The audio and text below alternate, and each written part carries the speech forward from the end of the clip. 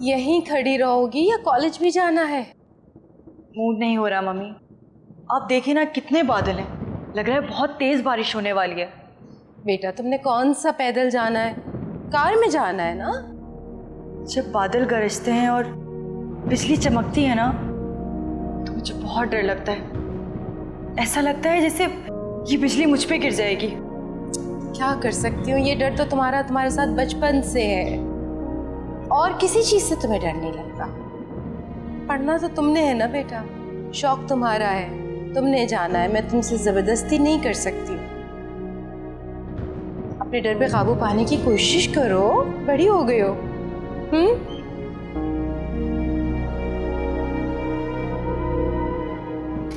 वो तो आज छुट्टी के मूड में है।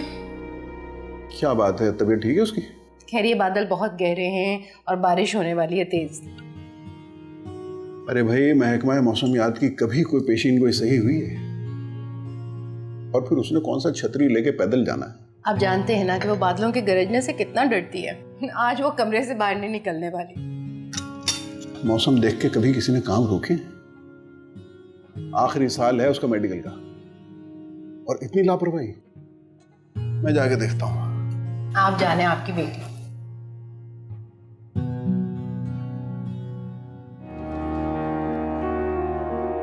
क्या देख रही हो? अस्सलाम वालेकुम। जीती रहो। मौसम देख के घबरा रही हो? अपनी किताबें उठाओ, नाश्ता करो और कॉलेज जाओ। लेकिन बाबा। बाबा कुछ नहीं। देखो बेटा, जितना इस खौफ को अपने सर पे तारी करोगी ना, उतना ये तारी होता जाएगा।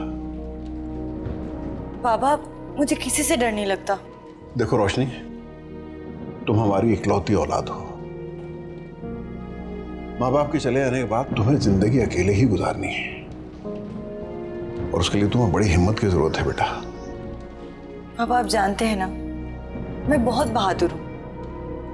मुझे अंधेरे से डर नहीं लगता, चोर और डाकू से भी डर नहीं लगता। लेकिन जब आसमान पर बादलों का कड़ाका होता है ना तो। बेटा ये कड़ाका सुन के जिंदगी रुक तो नहीं जाती ना, जिंदगी तो उस तरह चलती रहती है। चलो ये खौफ दिल से निकालो, ये किताबें लो, आओ नाश्ता करते हैं पहले। घबराया मत करो, सब ठीक हो जाएगा। रमना भाभी कह रही थी कि तुम लोग अपने पोर्शन का किराया बहुत कम ले रहे हो। इतने में तो आजकल 2 बेड अपार्टमेंट नहीं मिलता। औरतों का यही नाशुक्रापन है कि उन्हें जितना मिलता है वो उन्हें हमेशा कम लगता है। अरे भाई, अदीबा बेचारी एक एनजीओ चला रही है, दुखी इंसानियत की खिदमत कर रही है। अखलाकियात का तकाजा तो ये है कि हमें उससे किराया भी वसूल नहीं करना चाहिए। क्या हो गया आपको? क्या कह रहे हैं आप? मतलब फ्री में उठा के पोर्शन दे दें अपना?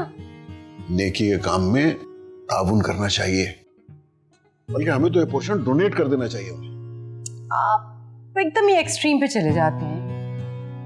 लोग एनजीओज के बारे में तरह तरह की बातें करते हैं, अब खुदा जाने। तुम्हारे सामने तो बताया उसने कि किस तरह अदीबा इस एनजीओ के तहत दुखी और बेयारो मददगार खवातीन की खिदमत कर रही है, फिर भी तुम्हें शक है? मेरे लिए नई परेशानी और भी है। वो क्या? ये जो रोशनी अदीबा के साथ साथ साथ लगी रहती है ना, मुझे बिल्कुल अच्छा नहीं लगता।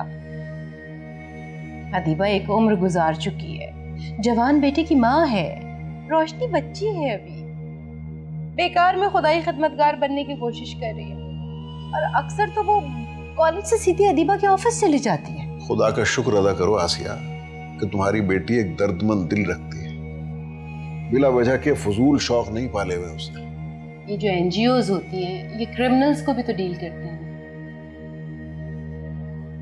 मैं अपनी बेटी को इस उम्र में इतनी आजादी देने के हक में बिल्कुल नहीं हूँ। अच्छा ये तुम मुझ पे छोड़ दो, मैं जानता हूं मुझे अपनी बेटी को किस तरह लेके चलना है।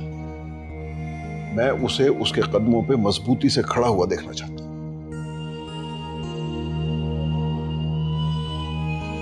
अपनी मर्जी किए जाए, फिर आपकी जिम्मेदारी, मैं कुछ नहीं जानती। जब